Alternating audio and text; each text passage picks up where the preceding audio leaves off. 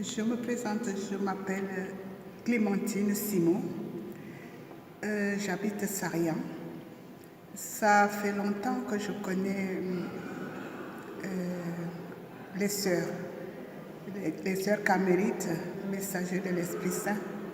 Je les ai connues dès leur arrivée ici en France, tout de suite, parce que par Marguerite qui les a connues tout de suite arrivée à Avignon. Et comme nous habitons ensemble, elle est venue me dire que ouais, toi tu connais, toi tu cherchais un groupe, j'ai fait connaissance des sœurs et nous sommes venus le lundi et depuis ce jour, je suis restée jusqu'à aujourd'hui. Mais si je le dis, c'est que j'ai grandi dans une famille chrétienne et j'avais mes parents qui me surveillaient sur ma foi. Et il arrivait dans ma vie, à un moment donné, je n'allais plus à l'église, mais comme ils étaient derrière moi tout le temps, quand ils sont là, ils ne me laissaient pas 3 mois sans qu'un ou ma maman ou mon papa soit là. Ils me disaient, mais tu ne te lèves pas aujourd'hui pour aller à la messe? Et c'est là que j'ai connu les foyers de charité et j'ai grandi franchement dans les foyers de charité. Mais comme j'ai eu des enfants tant petites, très jeunes, je ne pouvais pas m'engager. Mais je me disais que dans ma vie, je devais me consacrer. C'était une chance qu'il avait déjà les nouvelles communautés que les laïcs pouvaient s'engager en tant que laïcs consacrés, comme les béatitudes,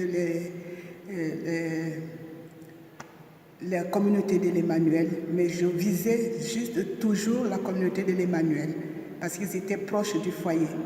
Et quand je suis arrivée ici, quand j'ai connu les sœurs, ça m'a fait une joie depuis le premier jour, le premier lundi, jusqu'à aujourd'hui. Je pense que Dieu lui-même me guide. Et comment je vis ma foi, ça m'a aidé à continuer à vivre ma foi, à faire les lots de tous les matins, à faire mon oraison et la lectio divina tout le temps et mon rosaire tous les jours. Et pourtant, j'ai beaucoup de choses dans la vie. Je travaille et je n'ai pas le temps. Mais je me demandais des fois, c'est Dieu lui-même qui me trouve ce temps, le temps de faire les laudes du matin, de faire l'oraison, de faire lectio divina, de faire mon chapelet, c'est-à-dire le rosaire, tous les 4 chapelets, les mystères joyeux, lumineux, douloureux et glorieux. Et des fois, moi-même, je me demande la nuit, je me dis, mais où je trouve ce temps? C'est-à-dire que c'est l'Esprit Saint qui me donne ce temps, qui me donne vraiment, comme on dit, c'est le temps, c'est Dieu qui nous le donne. Et ce temps, c'est lui-même qui programme ce que je dois faire dans la journée pour accomplir ma foi. Et c'est lui, malgré mes faiblesses, qui m'aide à tenir debout, à rester debout et à garder ma lumière allumée. Je suis contente, encore aujourd'hui, j'ai renouvelé ma consécration et c'est la 2e fois. Donc, très contente, très émue et je remercie le Seigneur parce que de moi-même, je ne pouvais pas le faire.